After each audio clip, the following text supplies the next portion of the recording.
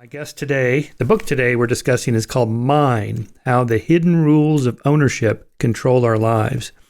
I know I say this about a lot of the books that, I really love the book, and so I really love this book. And not just because it's well written and it's fun to listen to or read, but because it's really important. That is ownership, property, land, intellectual property, music, art, words, airspace above your house, the dirt below your house, how far down does it go?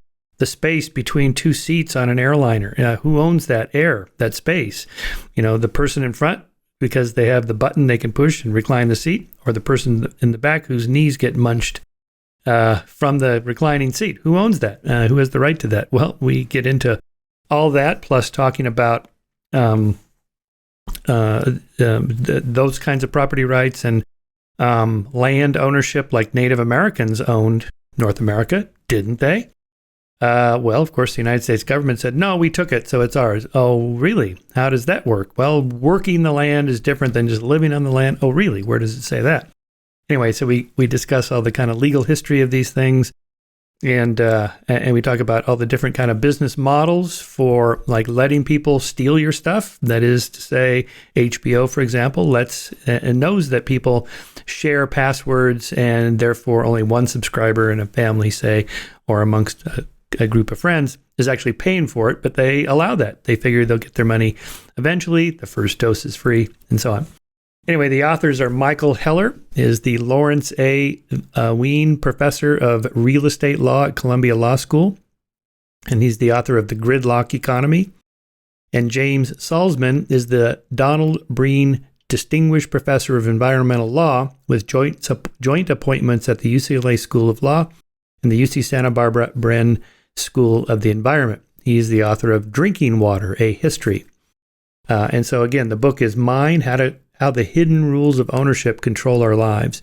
Most of the stories we talk about, you'll be kind of vaguely familiar with, but when you dissect it in terms of property ownership, it takes on a whole new meaning and importance politically, socially, culturally. So with that, I give you the authors of Mine. Well, thanks for coming on the show, gentlemen. The book is Mine, How the Hidden Rules of Ownership Control Our Lives.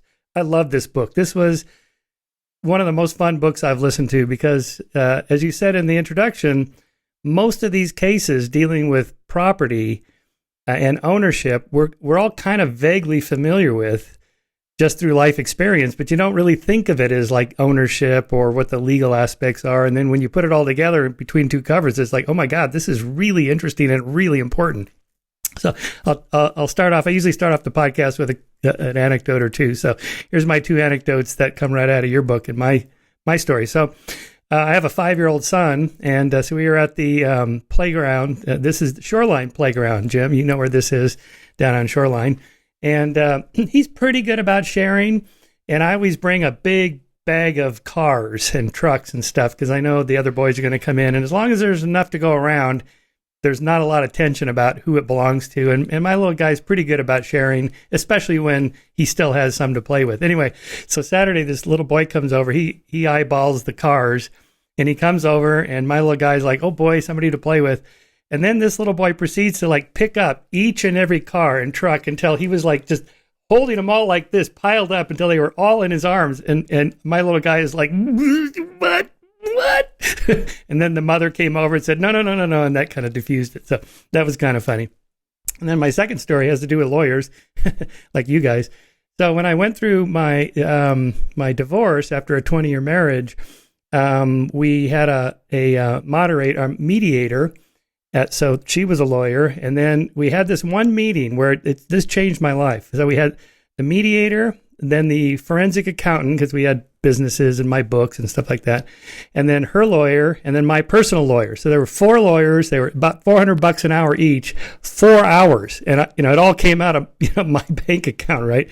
So I walked out of there at $6,000 something, and I'm a bike racer, so I'm just thinking I could have just bought a brand new Tour de France level carbon fiber bike with Shimano Dura Ace and the electronic shifting and the deep dish carbon wheels for that one afternoon.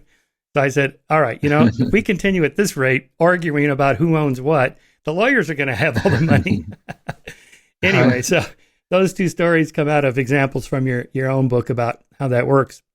So let's talk about the principles of ownership that you go through, so that each of the examples that you give from the book fall into some basket of an example of this particular principle, maybe starting with first in time.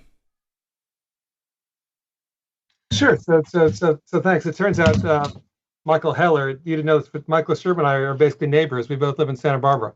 So That is great. That is great. It's a small world. small world. So basically, I mean, Michael, if you and your listeners think about the number of sort of sayings that we grow up with about ownership, it's quite extraordinary. I mean, you can just go on time after time.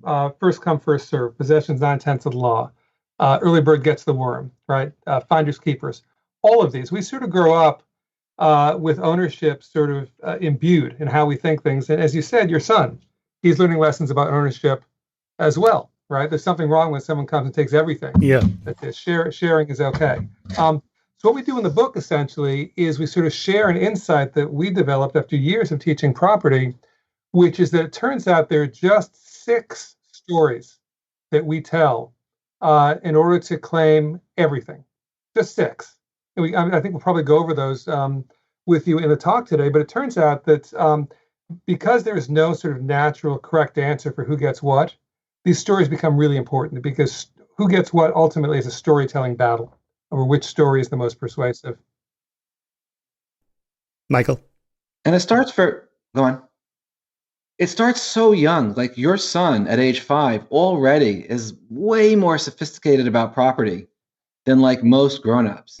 So there's a T-shirt that I have that actually my students gave me some years ago, which is the Toddler's Rules of Property, and it has a bunch of rules on there. Like, if I thought about it, it's mine. If I'm touching it, it's mine. If I'm holding on to it, it's mine.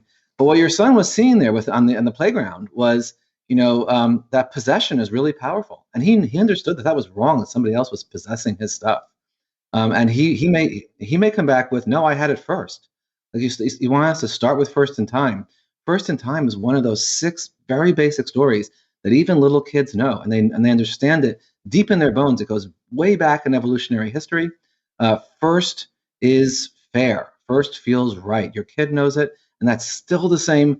Still the same for grown-ups as well. I want to tell you about our sponsor, which is The Great Courses, one of my favorite companies. This is the Great Courses Plus app. You just touch on it, opens right up to the course I'm listening to now, which is Understanding Economic Game Theory. Understanding economics, game theory aspects of economics. But of course, game theory applies to all sorts of things. And so the way it works is, like if I go back to the different courses, you can just scroll through the app and there's just hundreds and hundreds and hundreds of courses. You touch on any of them, opens up to dozens of lectures. Each are about 30 minutes long. And you can listen to the entire course or 1 lecture, 10 lectures, however many you want, skip around, come back to them. It actually holds your place where you last left the lecture. So that's kind of a cool feature. Anyway, here's the deal. You get it through my show at thegreatcoursesplus.com/Shermer, and you get a free trial plus $30 off the annual subscription fee. So it's a subscription service. Instead of buying a single course, you just subscribe to all of the courses. It's a great deal. It's the kind of new economic model people are using on television and other forms of media and entertainment. For me, it's not just entertainment, it's education, and that's, kind of my thing. So go to thegreatcoursesplus.com/Shermer. You get $30 off the annual fee. Comes out to less than $10 a month. So for the price of a couple of Starbucks coffees, you can get unlimited knowledge to the world's greatest professors and courses. So it's a good deal. Yeah. Yeah, you talk about Dick Thaler's experiments with the mug. You give somebody a mug and you tell them it's worth $5 or whatever. Now they own it. What would they be willing to take for it versus what would be willing to pay for it to somebody else? And it's almost double. So we get this loss aversion where losses hurt twice as much as gains feel good, because the moment you own it, it increases in value. And then, losing it feels worse than when you originally gained it. Well, psychologists call that the endowment effect. And it's really been a big deal in social psychology. But leave aside the academic side. Like, what does it feel like to go into a store? When you go into a store, when you go into an Apple store and there are all those toys to play with, that managed chaos is not an accident. That is a savvy example of how ownership design really works. It's how retailers use the possession instinct to sell you more. They know that as soon as you pick up that iPad, it becomes my pad, and you value it more. So those experiments that Kahneman and Thaler were doing actually translate into strategies that retailers use to sell you more and have you pay more. You actually feel better about the purchase if you hold on to it. It's part of why car dealers have you drive off the lot with the car. It's why Zappos will send you shoes so you can try them on and send them back for free. Once you get attached to it, you actually are willing to pay more for the identical item, and retailers know that. Yeah. There's a flip side of possession as well that's really sort of visceral, as you were talking about. So imagine you go to the supermarket, right? You go to Vaughn's, right, or Ralph's, and you're in line with your shopping cart, and someone walks by and says, "Oh, I was looking for that macaroni and cheese. Thank you. I was looking for that, that Coke Zero. Thank you." I mean, you'd flip out, right? But here's the thing: you don't own it. You haven't paid for it. And so, what is it that gives you this deep sense of, frankly, being violated?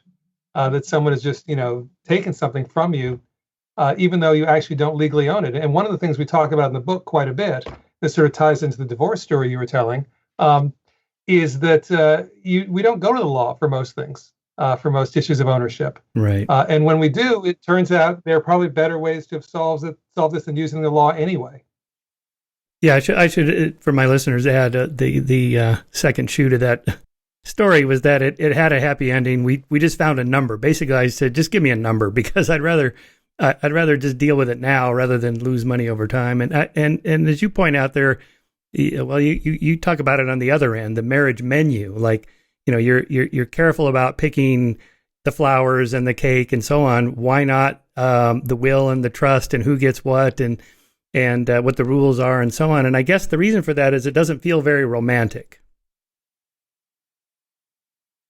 It doesn't feel very romantic, though, to be in a marriage where these things are not really decided. Yeah. And what often happens is when things go wrong, you end up with much more stress and drama than if you figure it out ahead of time, where you actually are, very much in love and try to figure out, okay, if things ever go wrong, we hope they don't.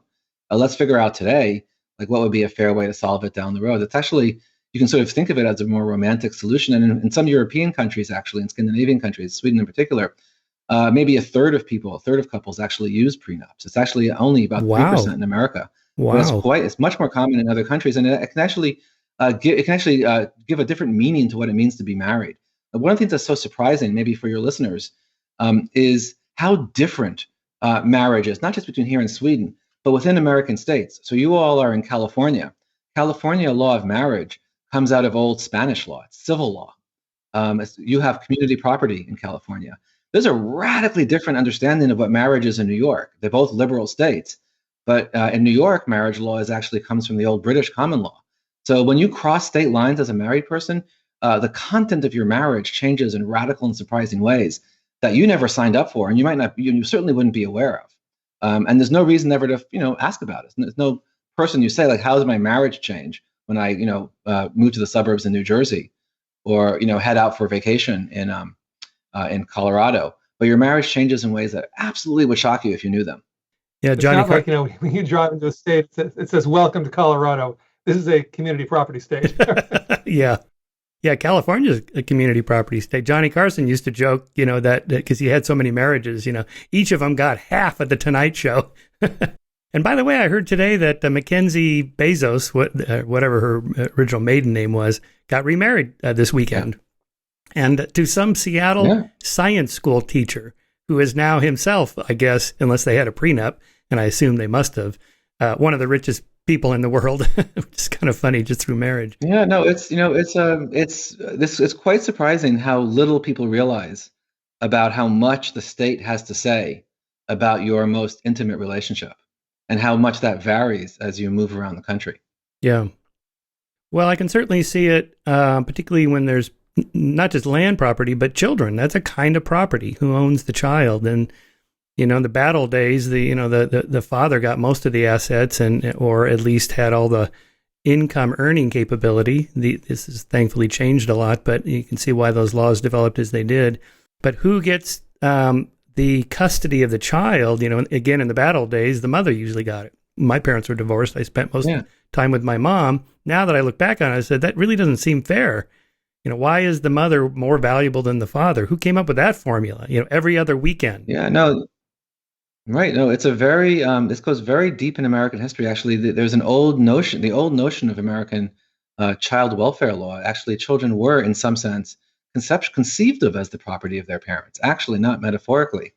And you still see traces of that. So, for example, parents can put their kids up for adoption. Adoption is a form of transfer of ownership of a child. You can't sell a child, but you can give a child away. So there's actually still elements in our conception of children that have this very weird, unsettling echo of sort of these old property concepts, and in a context where it really doesn't feel right at all today. It's part of the sort of hidden rules of ownership that structure so much of our lives, from the playground that you started with to marriage and divorce and everywhere else. Yeah, I was thinking about the evolutionary origins of property and just the sense of ownership, since hunter-gatherers largely don't have that much stuff because they're mostly on the move. So the idea of all the things we're talking about here really has to be a fairly recent invention within, say, the last 10,000 years, where you get larger populations, hierarchical social structures, people are staying in one place, so they start accumulating stuff. And this is when you need government and religion to kind of get things organized and lay out the rules for potential conflict. I see you had Jared Diamond blurbed your book. Here's an example I use from his Guns, Germs, and Steel.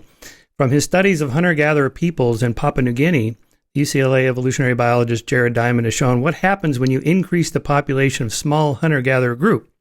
In a band of, say, 20 people, there are 190 possible dyads, or two-person interactions, 20 times 19 divided by 2. But if the number of bands coalesce into a tribe of, say, 2,000 people, there'll be 1,999,000 possible dyads, 2,000 times 1999 divided by 2. The difference in population size between 20 and 2,000 is 100, whereas the difference in possible dyads between these two populations is a startling 10,500. So then, he builds it up from there. You have a city-state or something like this, and that just multiplies the number of rules and laws and, work for you guys. Somebody's got to figure these things out because the conflict is there. And you can't just sit 6 people in the little town square and work it out when there's 6 million people that are arguing. Well, I wouldn't say that. Go ahead, Michael. I wouldn't say that it's for us. I mean, by us, you mean lawyers. And one of the real messages that we want to get across to your listeners and to our readers is that law is massively overrated. Almost all the conflicts we have about who gets what and why are not handled through law. When you lose something or find something, when you are on someone's land, you usually just work it out. Like with your son, there was no law involved in the trucks in the playground. They just work it out. And that working it out is actually, is so deep. It's actually, when you said about the evolutionary history, I actually would say that ownership traces back to hunter-gatherer tribes and actually even deeper to our animal territoriality. When birds are chirping, they are mostly talking about possession, about ownership of territory. So what they're actually saying, those bucolic chirps, are basically, back off, buddy, this is my stuff. And it's that animal territoriality that is that sort of motivates our sense of possession as 9/10 of the law. It actually is a very direct link from animals to those hunter-gatherer groups, where even there was still a sense of, I got this first and I'm holding on to it. Those battles weren't expressed in codified law, but they were very familiar. They would look very familiar to kids today on a playground if you could bring them back to a hunter-gatherer tribe arguing over food. There's a real continuity both historically and cross-culturally. So when we talk about the 6 simple stories that everyone uses to claim everything, there's only 6 ways all stuff in the world is claimed. That is true everywhere in the world, and it always has been. There isn't a 7th story out there for how something comes to be owned. And one of the points we make, which I think is pretty fundamental, is that ownership is actually one of the main reasons we have society. Right. Because anytime there's a scarce resource and more people want it than can get it, you better have rules that either people respect or are enforced, or both, or that society is not going to work. And so whether it is territory or sexual partners or food or water, we need these rules so we don't kill each other too often. Right. So then let's talk about the population of North America of Europeans when the Native Americans were already here. So first in time, they were here. Possessions 9/10 of the law. They had all the land, and then they didn't. Okay. Well, so diseases and guns, germs, and steel, wiped out. I don't know, 90% of them or whatever. But, with the talk of reparations these days, if anybody would have a case for reparations, it would be Native Americans. I mean, we didn't enslave them exactly, but we killed them and took all their land. What would that land be worth if they owned it, right? So apparently, who has it the longest after it's been taken or something like that? It's like, well, we can't go back to 200 years ago or 500 years ago. Well, this is a real... There's a ton in what you just said. So let me unpack a little bit, and Michael, I'm sure, will unpack more. So the first question is, well, look, I mean, as you said, if possession's 9/10 of the law, first come, first served, how is it possible that the Native Americans didn't own the New World, right? And the answer is because of the hidden rules of ownership. So very famous case that all law students study is called Johnson v. McIntosh, 1823 Supreme Court case. You had a problem that arose a lot in the early days of the Republic. It would be conflicting land ownership claims. So one party would buy land from the government, the state government. Another party would buy land from the local Native American tribe. They both hold titles to the same land. Who wins? Goes all the way up to the Supreme Court. Supreme Court basically says, we're going to focus on what counts as first and what counts as meaningful possession. And essentially what they said is, unless you are making productive use of the land, unless you are clearing the stones, clearing the trees, doing furrowed row agriculture, unless you're improving the land, frankly, making New England look like Old England, unless you're doing that, you don't have a legal claim, right? And so what they're doing is one of the oldest tricks in the book, which is they're redefining what counts as first and who counts as first. I would put it even more strongly, which is not about redefining. It's that ownership is absolutely always up for grabs.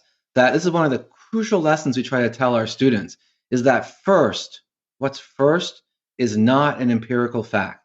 It feels like an empirical fact, but first is a choice.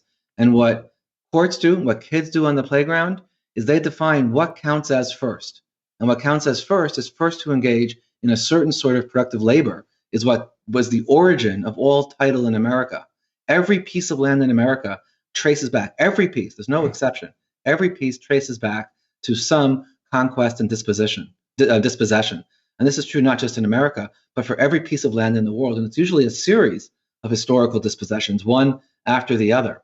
And that's inevitable. There's a might makes right element to ownership, but the version of it that comes down to us in sort of more ordinary times is how we define who counts as first. And there's a flip side to this as well, which is a much more modern sort of business take or public policy. Think about HOV lanes, right? So the fast lane on the highway traditionally is first come, first served. You get in the fast lane, you zip along. And where we live out in California, they really zip along. But what about cities during rush hour? Well, they say, no. This fast lane on the highway, we're restricting that. You only get in if you're carpool. You only get in if you're an electric vehicle. Well, what does that do? The good thing is it improves air quality, right? It reduces trips, but it also is basically engineering how people are going to behave. It's going to basically, encourage more and more people to carpool, more people to buy electric vehicles. They're basically using who and what counts as first as a remote control, and they're shaping our behavior in order to get access to this resource. Yeah, when I was living in Pasadena, and I would drive down the 110 through downtown LA and all the way down to Palos Verdes, I don't know, must have been 6-7 years ago, where they implemented a pass. You'd hang this thing from your rearview mirror, and then you get charged per mile. And it was, a higher fee if it was at rush hour and so on. I thought, oh, clever choice architecture there. Yeah, that's an example of what's called dynamic tolling, and savvy owners engineer ownership to achieve different kinds of goals. So they can achieve, let's have more eco-friendly cars, but they can also use that fast lane for revenue generation. That can go back into better highways, or it can just, go into the general budget. So first in time is always up for grabs. It's not just the highway departments, it's Disney, it's for COVID. Who counts as first is very much one of the core areas that ownership engineers think about when they think about how they're going to move you around to get you to do what they want. Interesting. Yeah, you open up the story with the book with the story of the family with the rocking chair, and after the parents died, the siblings couldn't decide who got it. And I knew you were going to bring up the Solomon wisdom of just cut the chair in half, which was actually a Seinfeld episode. It's where they were going to cut the bicycle in half. So it's a great episode. So behind me, you see that statue there, and there's a painting, a picture of an artist. That's my aunt. So my aunt, Frank Epping, was a fairly famous sculptor in 1930s, 40s, 50s, 60s, and then she died in the late 70s. Anyway, my mom inherited a bunch of the pieces, and then when she died, she kind of made it clear she hoped they would stay with me and not my step-siblings, because she had been remarried after my parents were divorced. Anyway, but this worked out well because my siblings kind of knew, yeah, they should stay with Michael. But we should get some fair share of that, right? So we had them evaluated, and I bought my mom's jewelry too, and we had that evaluated, and then I just paid them for it. And I didn't actually have to write a check because we were getting some inherited money from the sale of my dad's house, and I just got slightly less, and it just all felt right. But I could really see that had my parents not drafted a really careful professional legal document saying this is exactly where everything goes and everybody gets this amount, and it was all the same amount, I could almost feel like my blood starting to boil if I thought for a moment, there was something off here. So I can really see where families just fall apart. They lose their minds when it comes to money. I take my professor hat off every year in class and say, listen, one of the things you guys all need to know is that it's so important to take care of those kind of legal documents, to write wills, and to that even for people who don't have a lot of money or resources, even for people who are quite poor, there's usually something that is meaningful to them in their families. And the closure and catharsis that the kids get from having the parents actually take care of that piece of business it's hard to do as a parent, to write those documents, but it just transforms because it's so important for kids.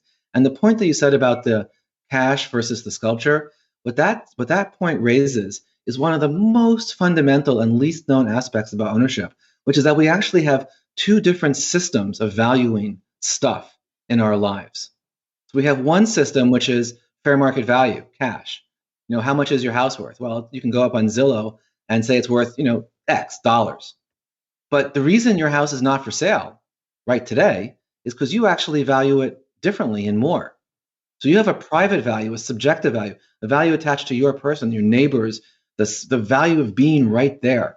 And it turns out that in our legal system, we actually respect that separate, special private value. It's there's a lot of problems with rent controls, for example, in the rental markets, or and when you go bankrupt, you get to keep your home often.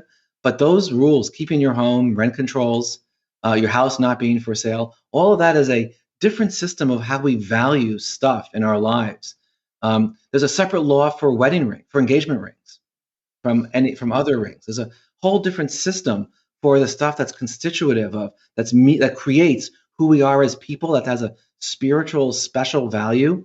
And the law actually responds to that, has a separate way of managing those handful of items that are sort of intimately connected to who we are. So those sculptures from your aunt were meaningful to you in a way they were not to your step siblings.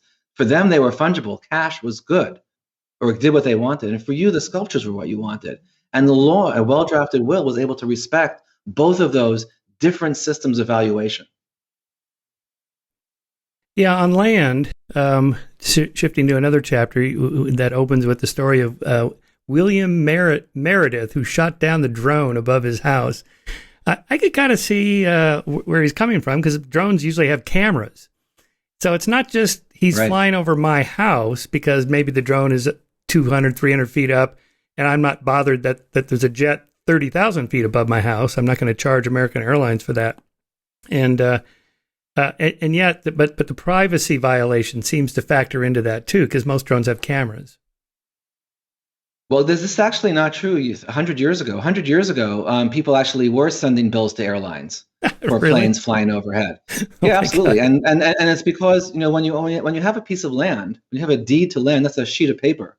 And what's attached to that sheet of paper, what's attached to that land is absolutely up for grabs. It always has been and it always will be. There's no natural answer that, what is the 3D envelope of stuff that is yours when you own land. And one of the oldest sayings we have is that you own up to the heavens and down to hell. You own a column. And so and people took that quite literally 100 years ago. When planes started flying overhead, they sent bills to the airlines saying you were trespassing. And we had to decide as a society what's attached to land. Are the crops attached to land? Is the air above? How far above? So we decided that the airplane level, that wasn't attached to your land. Crops are attached to your land, but can someone come onto your land and forage for mushrooms or hunt deer? And for most of American history, the answer was yes. But wild plants and animals on your land weren't attached, and it wasn't trespassing for someone to come onto your land and take them away. That was just your land did not include the right to exclude people. So what was attached is very much up for grabs. And today, the frontiers of that claim about what's attached are things like drones, but also solar power, wind power. Are they attached to land or not? And underground. Can you frack oil? Is the oil underneath, the water underneath? Is that attached to your land? Attachment is the most important ownership principle that your listeners have never heard of. It is the principle that automatically increases wealth. So when we say, I get to put a solar panel, the solar energy is attached to my land, that's a choice that makes existing landowners wealthier. If I can put a windmill on, it makes me wealthier.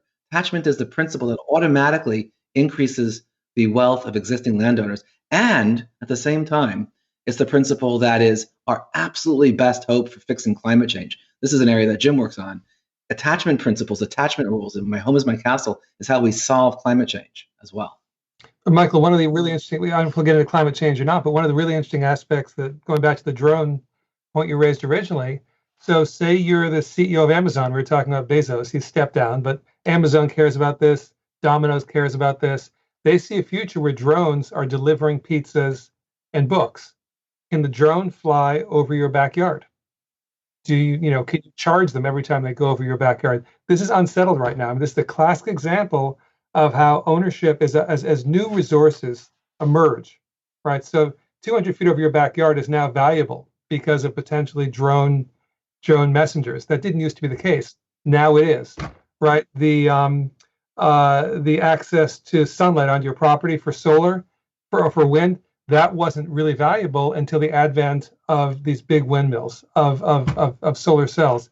As technology changes, resources that used to have no value or little value suddenly become very valuable, and a lot of folks want a part of that. Michael, I want to share with you actually today we had some really good news, which actually may be relevant for your listeners as well, which is the New Yorker that just came out has a long review essay on our book. Elizabeth Colbert. One of their great journalists. I have her new book right here, The Nature of the Future. Yeah. She's so smart. She's so smart. Anyway, so she reviewed our book this week. It's her review. It's the New Yorker review essay, and the story she focuses on actually initially is exactly the story that you just raised about how do we think about who owns that space above and below the land? How do we think about the drone? So that's the story that sort of captured her. The New Yorker story is online as well at the New Yorker. Good. Yeah, we'll put a link to that. That's interesting. Yeah. Sure. Didn't you have a story in the book about somebody who had oil deep under their land, and I think it was state of Texas or somebody said, no, we get to access that. You can lease some of it or something like that. I forget what the outcome of that one was. Well, there's a real division globally about who owns underground resources. So in America, we've just decided that those attach substantially to the surface owner. But in many countries, that's not true. And in many states in the United States, even if it attaches to you as a surface owner, it doesn't mean you can sink your own well. And one downside of having about oil is that oil tends to be in pools under lots of people's land. And if each of us gets to stick our straw into that pool of oil or that aquifer of water, pretty soon what happens is we suck it dry. And for oil fields in particular, the way that oil drilling works is you need to have a lot of pressure in the field to push the oil out. So if you have a handful of wells, you actually get a much larger total quantity of oil than if you have a bunch of a bunch of straws all and then sucking it all at once. If you have a bunch of straws, the pressure drops and most of the oil is trapped underground. So what many states have done is they've said to surface owners, you own the oil, but you can't put your own straw in. We're going to create like essentially a corporation or a condo of landowners. It's called a unitization of landowners. And all of you together are going to operate that oil field as if you were a single owner. So they create a unit manager who decides where to drill and how to keep the pressure highest on the field so the most oil can come out. And they can also drill more or less when prices are higher or lower. So they treat the entire field as if it were a single owner. And you as a surface owner get a pro rata share of that company called the unit. It's actually one of the most brilliant innovations of ownership. Ownership can solve a lot of problems that seem absolutely unsolvable. So the creation of unitization actually solved the problem of the destruction of a lot of oil fields in America from having too many separate owners drill their holes and drill their wells in. And that kind of solution is available much more broadly than just for oil. Yeah, think of them as legal technologies or policy technologies to solve problems. The tragedy of the commons is what you're talking about here. You have that whole section on overfishing and that what's the crab show? The world's most dangerous deadliest catch. Yeah, I remember seeing that, thinking, why don't you guys just wait till the weather's better? I mean, this is insane. And you explain why that is. So explain what happened with that and how that problem was solved. Yeah. Sure. So the deadliest catch takes place in Alaska in the Bering Sea, and it's a high-value fishery. And what you're talking about is basically a rule of first come, first served. So the way that most fishing used to work is there was a quota that was set for the season, say 100 tons of crab, just making it up. And the season starts on day one. When 100 tons of crab have been harvested, the season ends. And so day one, what happens? All the boats go out, even if the weather is bad, particularly if the weather is bad, because if the weather's bad, some schmo is going to be staying in port, which means more crabs for me to catch. And that's why it was literally the deadliest catch. A lot of people died. I mean, in the early 2000s, it was more dangerous to work in that fishery than to be on foot patrol in Iraq. And so what happened? What happened is Alaska looked to Iceland, of all places. Iceland came up with this form of ownership engineering. And it's a variant of attachment, what Michael was talking about earlier. Essentially, what they said is, we're going to turn that season's catch into a piece of property, and we're going to divvy it up. And so that, let's say there are 100 tons for the season, we're going to say that each ton, you need a special permit, special allowance, they call it, in order to catch 1 ton of crab. And they distribute those before the season. And so in other words, when the season starts, if the weather's bad, you stay in port. If the price is low, you stay in port until the price goes up. And this approach is known as catch shares. It's been used literally now all over the world. Fisheries are much more sustainable and much safer because of that. And the irony is that it's still called the deadliest catch, but they're really challenged to do their video editing because it's just not that dangerous anymore. Right. They call it the not so deadly catch. It just doesn't have the same cachet. And we all know that rocket engineering puts people on the moon. But very few people realize that ownership engineering is part of 100 decisions that we face every day long. It's not just the Bering Sea. It's how you line up for your latte at the Starbucks, or how you line up at Disney World, or how you live on your land. All these decisions that are outside the law all day long are decided by ownership engineering tools that are far more important in your life, I guarantee, than any piece of rocket engineering ever has been. Yeah, I love that story about which I knew nothing. That is, these people lined up to get into the U.S. Supreme Court to watch the day's proceedings. And early in the morning, there's all these students and grad students and homeless people or whatever. And then 5 minutes before they open the door, the limos pull up and all the suits get out and take their place. I had no idea there was companies that sell you a line holder. Right. So one of the most important insights that we've come up with in years of teaching is that these very basic stories that we have about ownership, like first come, first serve, or home is your castle, part of why they're so powerful is that they feel so natural. They feel so right. They feel so fair. And companies realize that they can sort of turn these sayings upside down, that something like first come, first serve leaves a lot of money on the table. So seats at Supreme Court cases are pretty valuable. It's the best free show in DC. Those tickets are free. You just line up. And if you want to see the fate of abortion or gun control or whatever, you can just walk in. But those seats aren't, since they aren't priced, people line up days ahead of time. And what some savvy entrepreneurs figured out is that they could re-engineer the meaning of first. They can mean first to pay. So people will now pay thousands of dollars to get access to be first in line. So these companies, linestanding.com, there's a handful of them, hire line standers to wait for days at a time. They charge thousands of dollars. Now, today, it's basically impossible for you to get into a big Supreme Court argument, or similarly to get in to hear how our laws are being written. It's the same rule for hearings on Capitol Hill. Those are free tickets, but there's all paid line standers. At the last second, each line stander steps out, and the lobbyist or lawyer who's paid the money for that space steps in. And that's not just true in DC. This is true anytime when you're waiting in line at the DMV for your driver's license. For me, that's one of my least favorite experiences, those endless lines. Yeah, but the people in front now are substantially paid line standers. You may not realize that, but and the same is true if you want to get a new iPhone. In front of the Apple Store, it's going to be paid line standers. Today, actually, for COVID vaccines and tests, that's where a lot of paid line standers have shifted their business. So a concept like first come, first serve leaves a lot of money on the table. We talked earlier about how that got redefined to kick out Native Americans, but it's also getting used today to replace time with money, equality with privilege, and first with last. The real rule today in area after area of the economy is first come, last served. And what's interesting, Michael, so we do a lot of public speaking about the issues in our book, businesses and such, and we'll poll the audience, and we'll ask, should paid line standing be okay or not okay?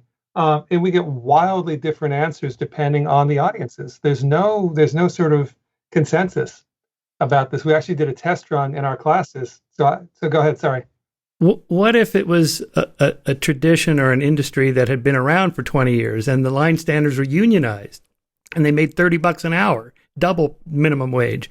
Then I bet people would feel differently about it. Like, well, okay, that's a job. Well, what it reflects, though, is that every time an owner has a resource, they have to decide how are they going to allocate that resource. So even something that seems as simple as first come, first serve is itself a design choice. In the deli, it may well be first in line, step on up. For geosynchronous orbits, for satellites, that's actually how we place satellites in orbit. First in time basically gets the best spot. But savvy owners have learned that in area after area of the economy, you can transform that. Unionized line standers, I absolutely see that coming. I wouldn't be surprised. Yeah, I guess at the moment, though, it feels like the rich are getting away with something. They don't have to put out that kind of effort. That doesn't feel right. Seinfeld had feel right. And Seinfeld had a funny riff on that about like when you board the plane and you go through the first class and you sit down in your seat, and then the flight attendant closes those curtains and looks at you like, "I'm sorry you didn't work harder." It's like those rich bastards up there. Yeah, but that's the reality of how ownership design works, is that people don't realize. People think of all of those things as just being natural and given, but they're all very carefully engineered, often by savvy companies who are thinking about what's it going to take to, like Disney doesn't want you to feel bad. Like in the airlines, they're okay with you feeling bad when you're back in the riffraff section, but Disney, wants people to feel good at Disneyland. It's the magical kingdom. People are waiting in line there for hours and hours, not realizing that Disney has created business class or first class for Disney rides. Like most people go. When I went, you think, okay, just wait in line. But Disney has something called a VIP pass for $3,000 to $5,000. They take you in through the side door or through the exit. So all the people who still think first in time, they don't know that there's business class Disney. That's really funny. Yeah. But the thing that's interesting is that intentionally they don't want you to see it, right? The airlines do want you to see it, so you're envious. So you'll pay more to get into business class and first class. Right. In Disney, as Michael said, they've got the side entrance, they've got a special line, because people who are waiting in line are going to get angry, right? It's, hey, right. Disney, the most magical place on earth, is treating us different. The difference is that Disney is the destination. They want you to feel good, and the airline, your destination is never, I want to be on an airplane seat. And they're actually okay with you feeling bad. It actually works to their advantage for you to feel bad in the economy to make the business class seats more valuable. It's actually, every inch on the airline seat on the airline space is designed And your experience is designed to be, my experience is designed to be, we law professors fly economy. I don't know about you guys in the fancy podcast world, but we're Not always yet. we're trying to work on the airplane, and the people are leaning their seats back and squishing us. That leaning back turns out to be a very powerful ownership story, where what the airlines are doing is selling that space for you to lean and for me to be squished. And they sell it to both of us, and they're keeping it quiet about that in order to basically maximize their profits on our discomfort. Yeah, when you first started that story in the book, I thought, well, this is a no-brainer. The airlines own the seat. What's the rule? And I didn't know that they purposely said, well, there's no rule. You guys work it out. It's like, oh, great, thanks. What could go wrong? Well, you have the story of the airline that had to divert to another airport because the two people got in a fight. Yeah, mostly what happens is we all just feel miserable on airplanes, and we feel bad about ourselves, and we feel bad about nudging our neighbors in front of us not to lean back. But all that bad feeling is not an accident. It is a deliberately engineered ownership strategy. It's actually one of the most advanced strategies of ownership design, and it's a strategy we call strategic ambiguity, about where businesses will be deliberately ambiguous about who owns what in order for them to profit at your expense. And it's very effective on the airline context. As they've squeezed people closer together, the space between seats has shrunk from 35 inches not that long ago to 28 inches today in some planes. And each inch they save lets them sell 6 more seats on every flight. It's extremely valuable to them. Makes that wedge of space where we recline very valuable. But they deliberately keep that ambiguous in order for us to worry about being polite, rather than being mad at them, at the airlines, for creating the conflict. But again, what's so interesting here is that there's a huge division over who's in the right. So again, we do polls. Is there a right to recline or a right to defend your knees, right? Because it's the same wedge of space.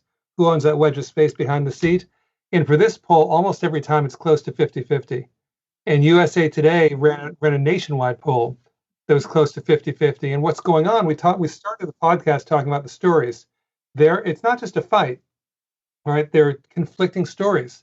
The person in the front with a button says attachment, right? I control the area of space behind the seat that I control. It's attached to it. The other person who'd already started working their laptop, possession, right? I've got this column of space. We talked about that with the drone. And when you lean into my space, that's trespass. And the thing that's fabulous about this, and the reason we really love talking about this, and this is sort of the key thing. This is the exact same battle going on right now with clickstreams, right? So clickstreams are looks and likes, what we actually are doing when we're visiting Amazon or another website. Amazon and those sites are collecting that data and selling it. It's worth hundreds of billions of dollars. It's what powers a lot of the internet. But here's the thing: it's an ownership battle. Who owns the clickstreams? Not certain, right? The tech giants, they say attachment, right? Your clickstream was attached to our site, and we say probably not less possession. It's more sort of self-ownership. This is part of us. This is who we are. You can't just take this. And so the thing that's so cool is the battle at 35,000 feet is also taking place in the virtual world. Yeah, I remember that scene when Mark Zuckerberg appeared before Congress.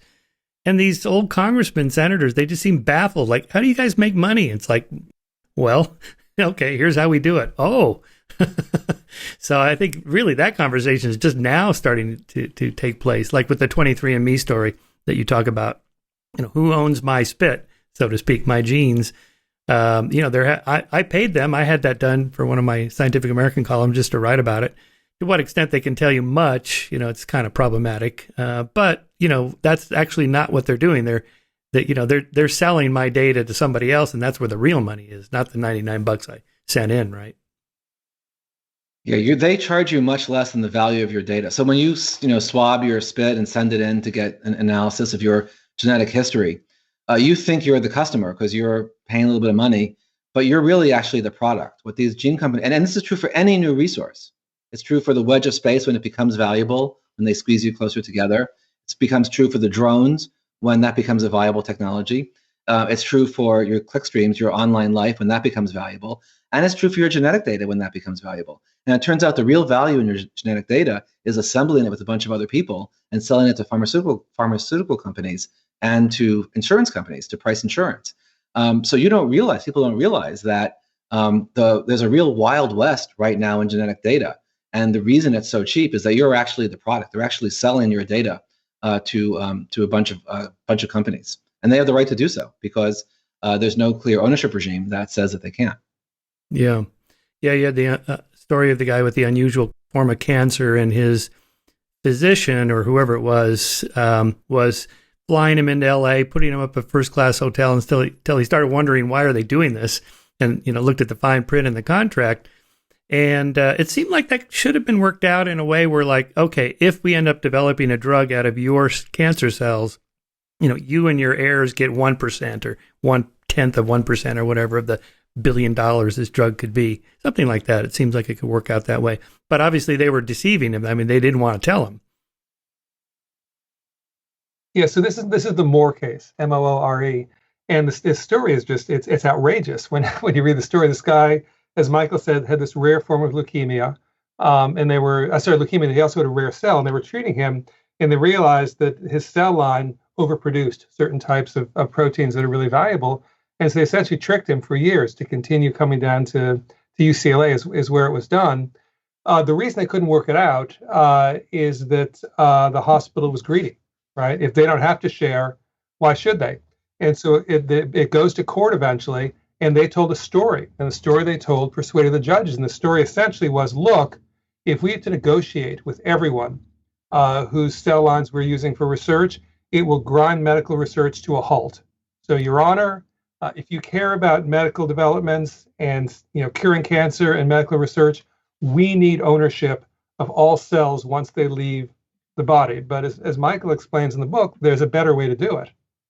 Right. So this is actually also the same story that some of your listeners may remember, the story of the immortal life of Henrietta Lacks, an African-American woman who was a subject of an HBO movie, a Rebecca Skloot Pulitzer Prize-winning book. It's the exact same story, which is the sort of gap between our bodies and the resources that come out of them. So this goes to one of the 6 basic stories about ownership, which is a story of self-ownership. And the conflict, as Jim just raised, is between our self-ownership, our dignity, our humanity on the one side, and scientists' desire to sort of progress science with unusual discoveries in people's bodies. So what happened in these cases often is that judges, like our law students, and like a lot of most readers, sort of think of ownership as mine, not mine, on or off. That's a powerful way to think about ownership, mine, not mine. And it works. Like, is it my car? Then I can drive it. If it's not my car, I can't touch it. So you get through your day with mine, not mine. But that isn't the only way to think about ownership. You can also think about a different kind of light switch, like a dimmer, where we actually try to set the different pieces that address the things that we're concerned about. We want to respect our dignity. We want to respect our humanity. And that goes to should there be some reward for someone like Henrietta Lacks or more? And we also don't want to harm science. And it turns out that it isn't an on-off switch, it's science or humanity. It turns out we can easily set the switch using ownership engineering at a way that satisfies both the dignity piece and the science piece. And the way that you do that is simply the same way we do it for music, for how we do music royalties online. Every radio station plays a song. They don't pay each songwriter.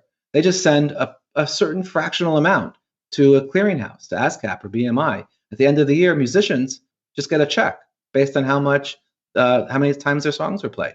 And you could do the exact same thing that we do for music on the radio. We could do for something even more important, which is protecting our dignity as patients and as people. Yeah, I mean, this argument that it's logistically impossible to take care and pay everybody, that's not true.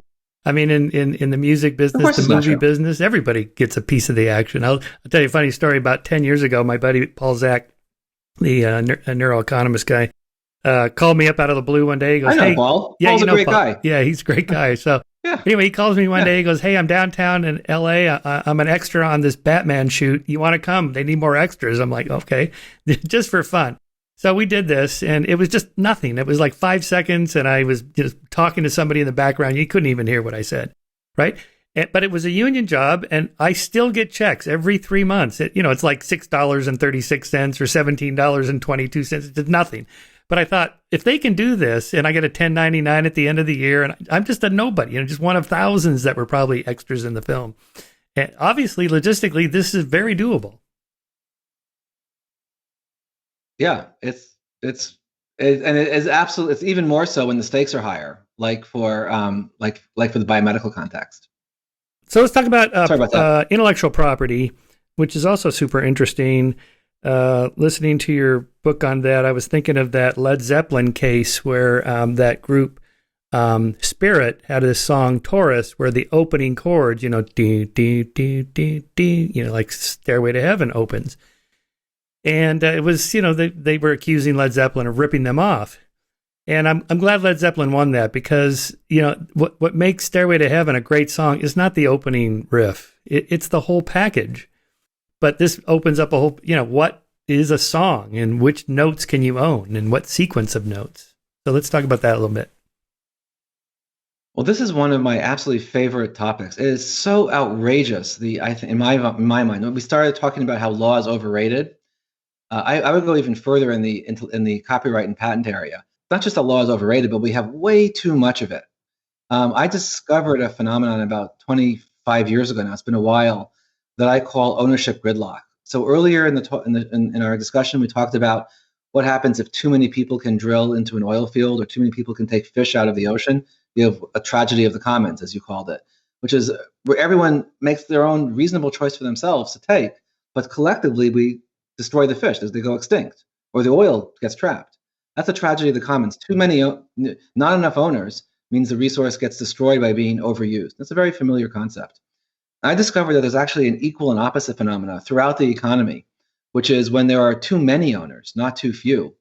And the result is that resources get destroyed by being underused instead of being overused.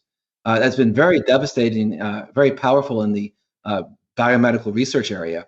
But in the copyright area, in the song area, this is also true. So if you think about early rap music, early rap musicians would rap over hundreds of samples, often maybe not more than a second or two long. They would mash them together into like a wall of sound. But you can't do that if each separate piece is a copyrighted piece that you have to separately clear. And the result is that, today, if you're a rap music fan, people typically rap over a single sample or a single beat. That's an artifact, not because of musical taste. It's an artifact of having too many property rights in too small amounts of culture. Culture is all cumulative. Language is all. Every word builds on previous words. All literature. There's only a handful of themes in literature, and they all built. They all trace back to Shakespeare, and Shakespeare took them from people before him. So if each of those can be copyrighted, we fence off the possibility of creating new culture. It becomes very hard to create anything meaningful or new. So each of those riffs that's protected, I think that's an outrage. I think that's too much protection for property for some individual small piece, leading to too much destruction of cultural value for us as a whole. Right. Could I write a fantasy novel called Perry Hodder about wizards and?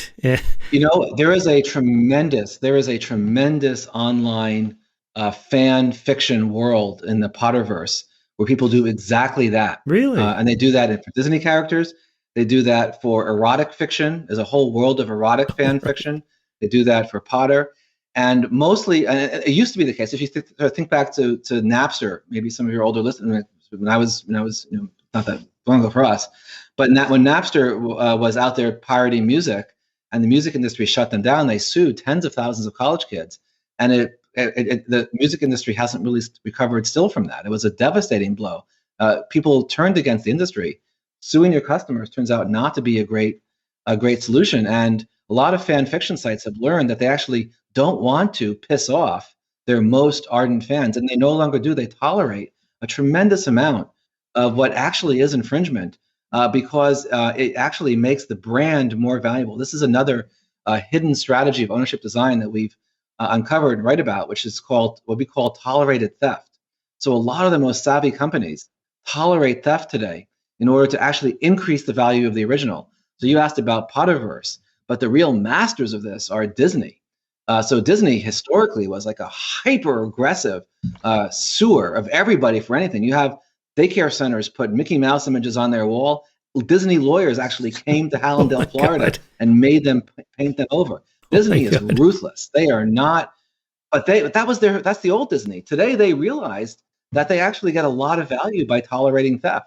So there was actually a recent case of a online pirate fan site called a woman named Bibbidi Bobbidi Brooke, who came up with these rose sequin Mickey ears on her pirate fan website, and they were a huge hit.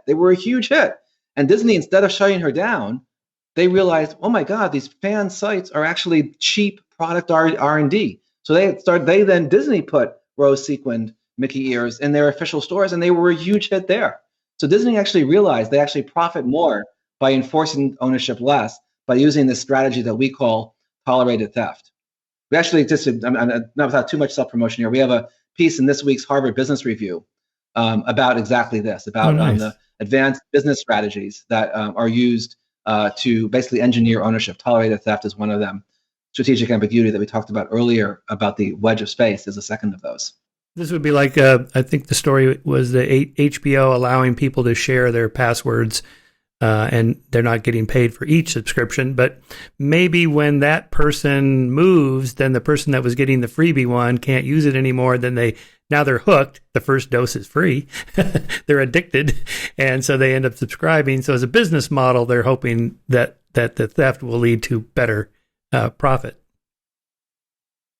Yeah, this is one of the stories we have in the book that really just blows people's minds, because they say, how can it possibly be good for HBO that people are stealing passwords? They're sharing it, but essentially it's a form of theft. Yeah. So when we ask our law students, beginning of the year, so how many of you either yourselves use someone else's password or know someone?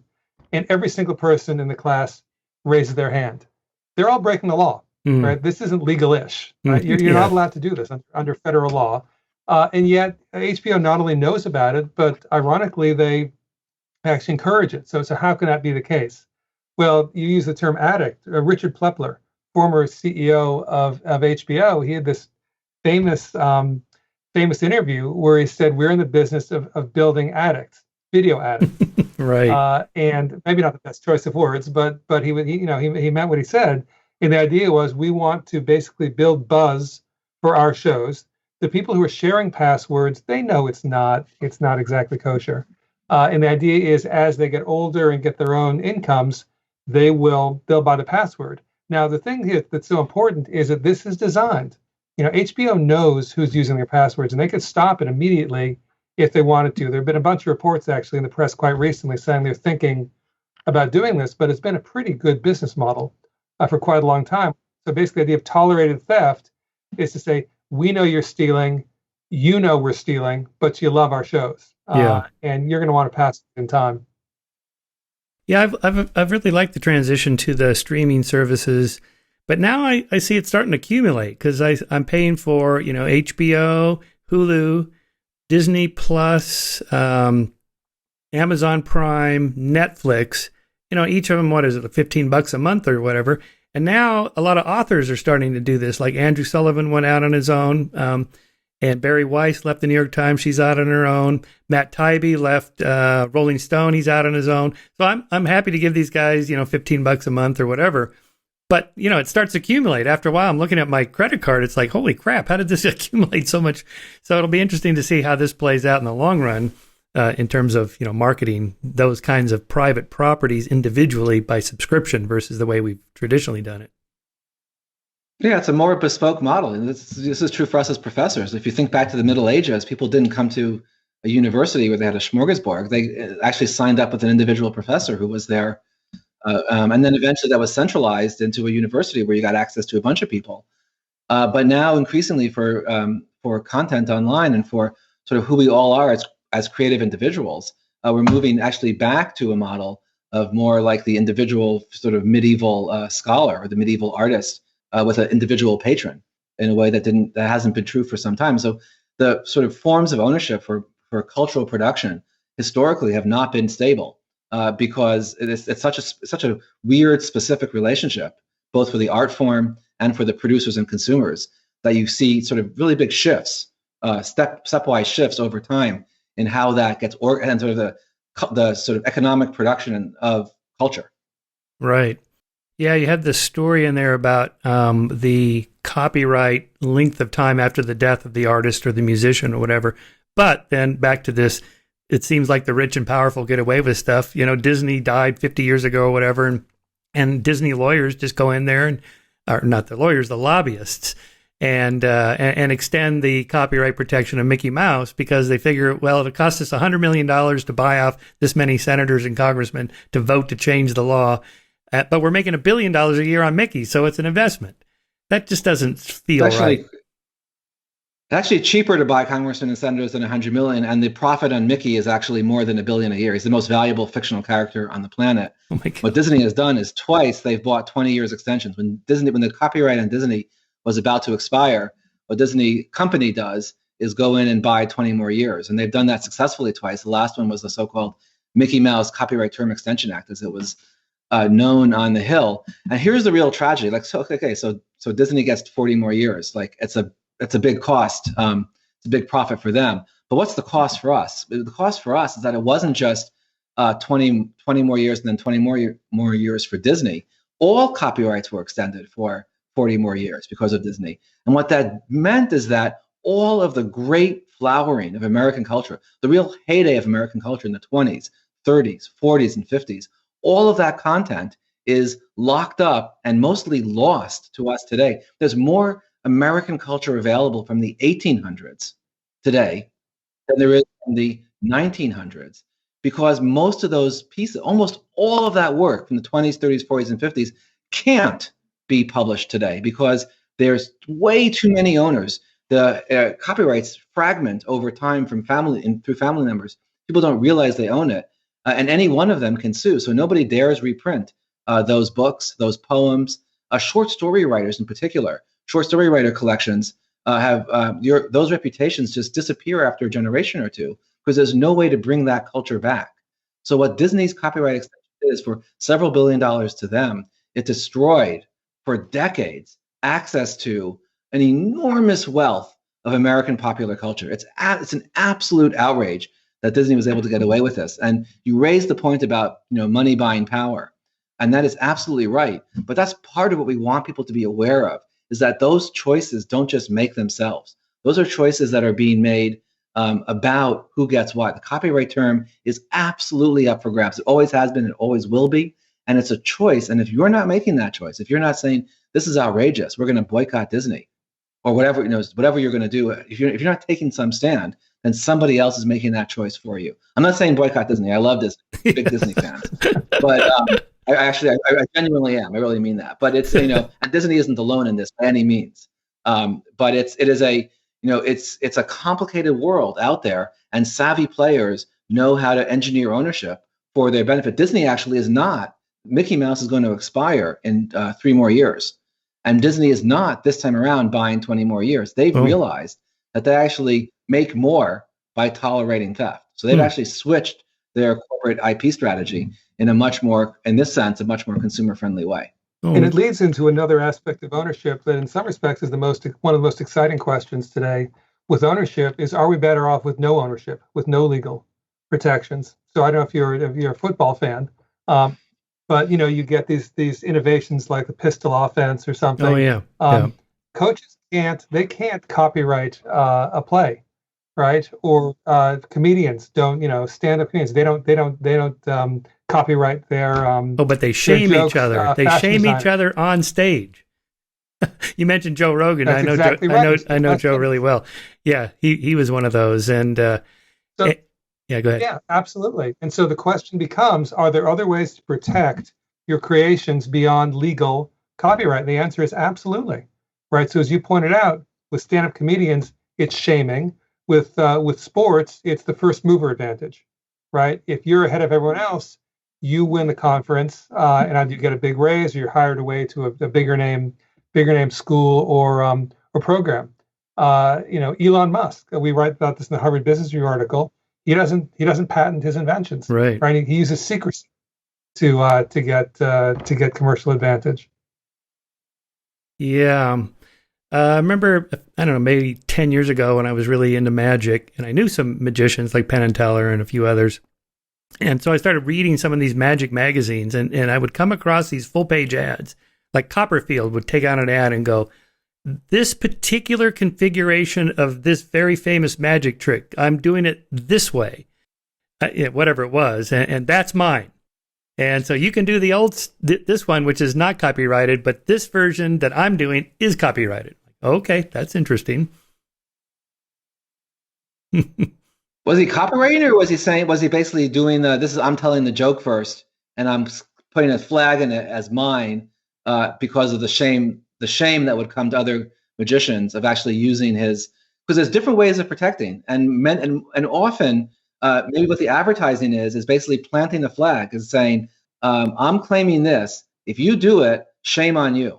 I don't know what the legal aspects. I know Teller has a solo bit in the Penn and Teller show in which he does this thing where he trims a rose, but not the rose itself. The rose is, yeah, you've seen this. The rose shadow is on a white canvas, and he clips the canvas, and the rose petals fall off.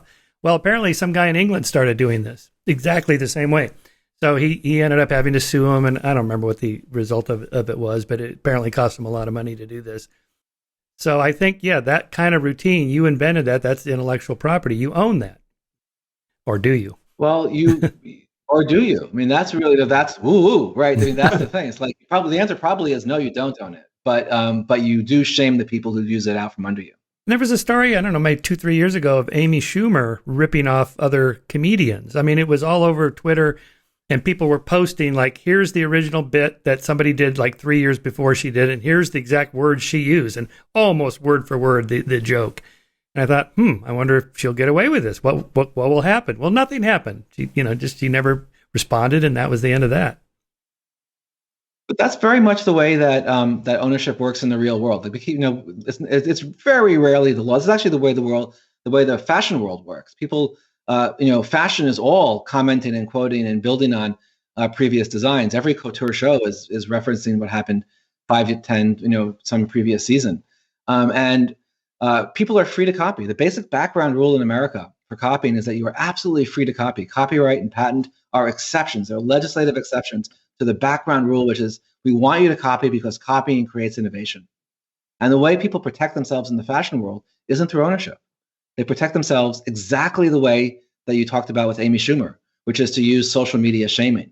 So you have your fancy t-shirt that you come up with as a small designer, and Urban Outfitters copies it. You'll get your fans online to shame Urban Outfitter or whoever it is that's copying it, and then they take it down. And it turns out that shame and social media is an alternate system of ownership control that is as powerful, sometimes more powerful, than actual legal ownership. Legal ownership is a tiny piece of a much larger system of what it means to own stuff in the world. And your Amy Schumer example is really interesting because has she done it since? Probably not. I don't think so. No, right? Like yeah. Yeah, it's like the exception that proves the rule. Yes. The exception that proves the rule is actually Milton Berle, who was like known as the thief of jokes. He was the gag joke thief, and he made a career doing that, and everyone knew he did it. And he actually had a long and happy career as a joke thief. That's really he funny. Really is the exception. That's funny. Yeah, I'm glad you mentioned the MLK biopic because Martin Luther King is one of my heroes. My book, The Moral Arc, about the arc of the moral universe. I know his speech is inside out. And I'm watching the biopic, and it gets to he makes the famous speech about, the arc of the moral universe is along the whole thing. And it wasn't that at all. It was a completely made-up speech. I'm like, what is this? What speech is this? And then I found out later that the King family is not terribly friendly to letting people use his words. Right. So who owns those speeches 50 years after his death? Yeah, he certainly didn't write those speeches in order to profit. He wrote them to, create racial justice in America. Like, it was a really deep, powerful, abiding. And all we're trying to do with property rights and ownership and IP is to basically motivate people to create stuff. Because once it's created, it should be free to everybody. But the problem is, if it's free to everybody, people may not have incentive to create. But for Dr. King, he absolutely was driven to create. But when he died as a very young man, his kids had nothing. All they had actually was his IP, and they've actually spent a lot of their lives sort of very aggressively defending the IP that their father left as their inheritance. And what that's meant is that when you're referencing the Selma movie, when you watch Selma, there's none of King's words in there because the King estate had licensed all those words to Steven Spielberg for a movie he was going to make. So Ava DuVernay couldn't use the words. She had to have people write speeches that would sound as good as King's actual speeches, but she couldn't use any of his words. It's amazing that 50 years after his death, one of the most important speeches, maybe up there with the Gettysburg Address, is still privately owned and controlled by the legacy by the King Trust. It's really, gives you a sense of the sort of stakes for our culture of having too much ownership. Yeah. Since we're kind of facing a crucial moment on racial issues in America now, I like the section on Curt Flood. I think I was in middle school when that happened. I didn't really understand, that a team can own a player. What does that mean? But later I thought, Curt Flood is kind of a civil rights activist in a way. And so walk us through a little bit of that. To what extent sports teams own their players or whatever, and now we have free agency and all that. So we look back to the iconic baseball players, Lou Gehrig, Ted Williams, Babe Ruth.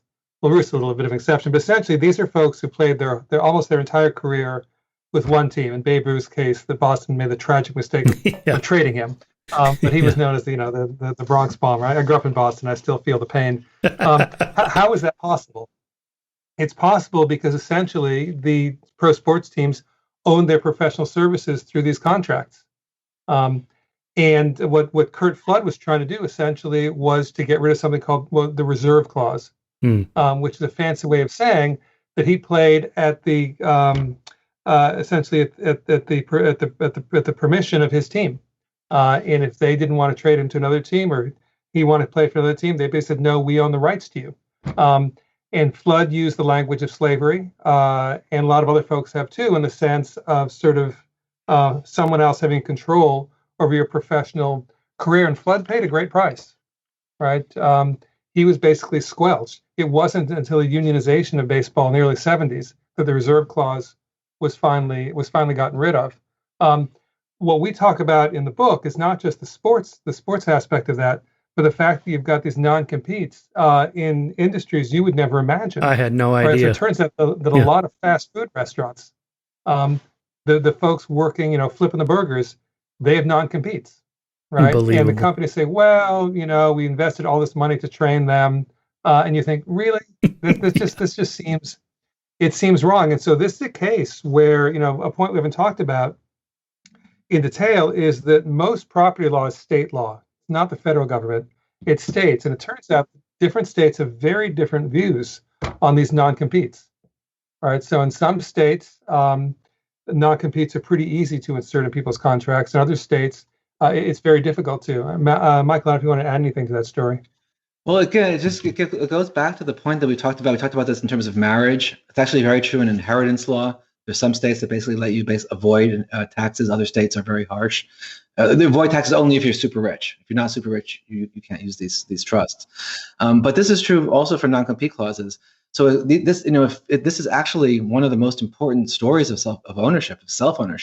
So there really is something very icky and wrong about thinking that these teams can really own the lives, essentially, the professional lives of their players, but also that people who work in warehouses can have their professional lives owned by the companies that employ them. So it's a very troubling sort of expansion in America of non-compete clauses. And it's one that we think that people really should be aware of. Many of your listeners actually have non-compete clauses in their employment contracts that they probably aren't even aware of, that potentially are enforceable against them. They're sort of written in ways that are not always apparent. And it's not at all a given. This is one of the areas where it is very, very much up for grabs. And there's a lot of action at the state level in thinking about exactly for whom should non-compete clauses be available. We actually just had a story by a guy named Michael McCann in Sportico a few days ago about writing about our book and writing about the expansion of non-compete clauses, not to players, but to all the people on the analytics team, all the people who are doing data crunching for the team, where the non-competes have expanded into the back office as well, which is something I hadn't realized before he wrote about this. It's really quite a surprising trend of employers trying to lock up employees in a way that, for me, actually feels very reminiscent of old Jim Crow laws like debt peonage and sharecropping that tied African Americans to land after slavery. And that's really especially troubling, given that in a lot of professional sports leagues, the majority of players may be African American, and the overwhelming majority of coaches and owners are not. And to have the notion that those players are tied up for their careers in one team is really is very problematic. Yeah, I don't know if you've seen Chris Rock's riff on the difference between being rich and being wealthy. So his example, this was during the Kobe Shaq era in the Lakers, is that Shaq is rich. The guy that writes Shaq's paychecks, that guy's wealthy. That's the guy you want to be. but it has a deeper message that you talk about in the book. This kind of cumulative generational wealth that, some of the anti-racist or the BLM people are saying, even if all Americans were no longer racist, what we mean by institutional racism is these kind of deeper corporate property, landowning, multi-generational family wealth that gets passed down. And African Americans have had such a late start on that. They're just hopelessly behind. Will take many generations to catch up. So you talk about this a little bit in the book. It was a little confusing to me because I don't know the law about South Dakota or North Dakota or something has some laws where you can put a trust in. And anyway, walk us through that whole thing, because I found that quite fascinating and important. It is unbelievable. America has actually, this is actually an area where law does matter. I mean, this is an exception to our discussion today.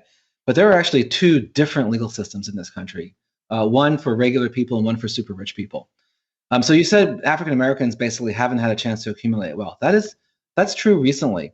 But after the Civil War, African Americans had the chance to own land. And there was a radical expansion in African American land ownership. There was, between 1870 and 1920, we went from no to 1 million African American farm families in the South, 1 million families. They were substantial landowners across the American South. That was what slavery, the freedom from slavery, what was meaningful was the ability to acquire land. But then starting in 1920, those numbers began to fall off a cliff.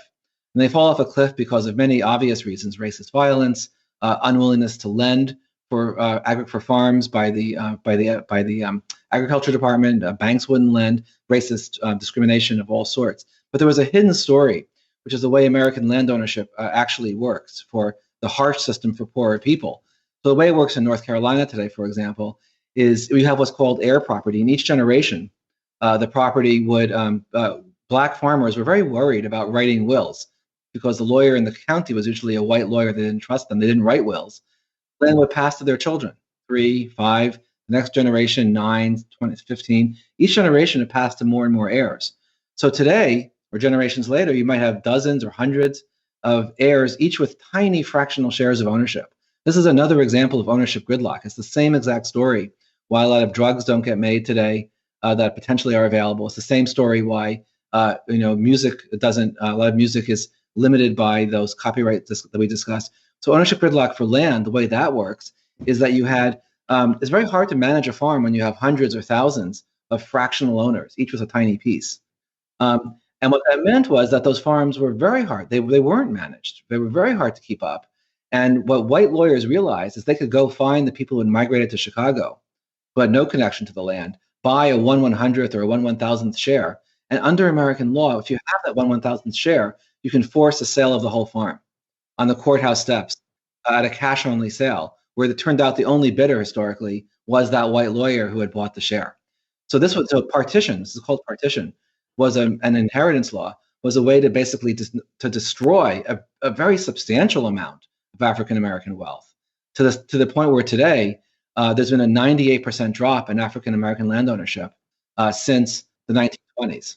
Only less than 20,000 African American farmers still exist in this country. That's one story. The other story is South Dakota, which is the exact opposite. There, what South Dakota did is it realized, because ownership law is state law, and there are relatively few rich people there, they could compete for rich families assets in places like California, where you are, New York, where I am, Texas, Florida, other states where rich people actually want to live, not in South Dakota.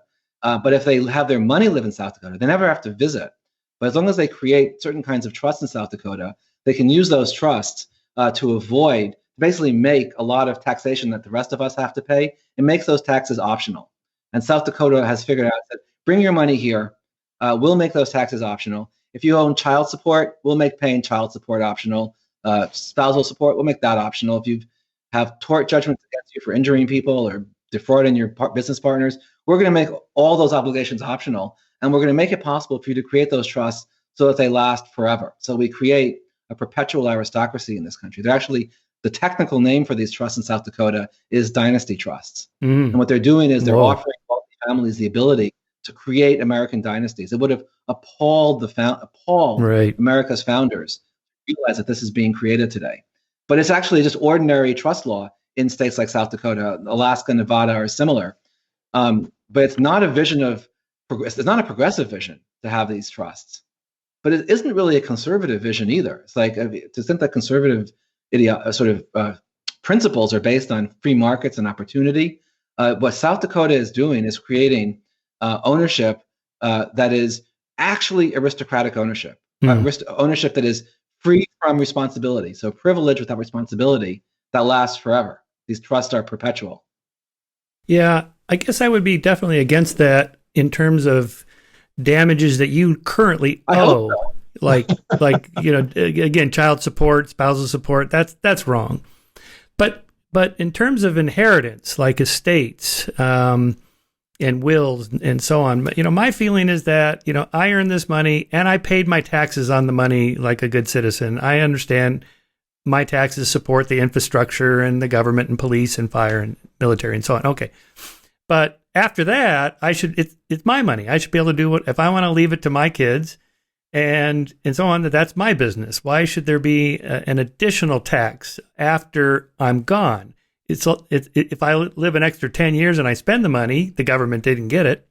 So why is that? What's the justification of that? Now, I'm saying this, admitting I'm nowhere near that $23 million cap for a couple.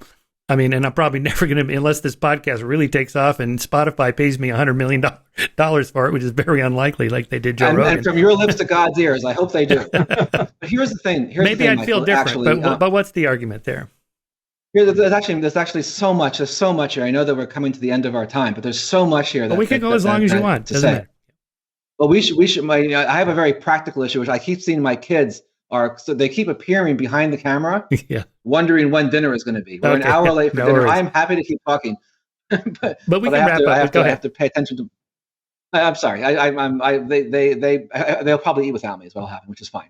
So here's how it works. So one of the pieces that doesn't ever get taxed is your stock investments. So you buy them you bought Apple at 14, and it's now worth 1,000, and you have millions in untaxed gains.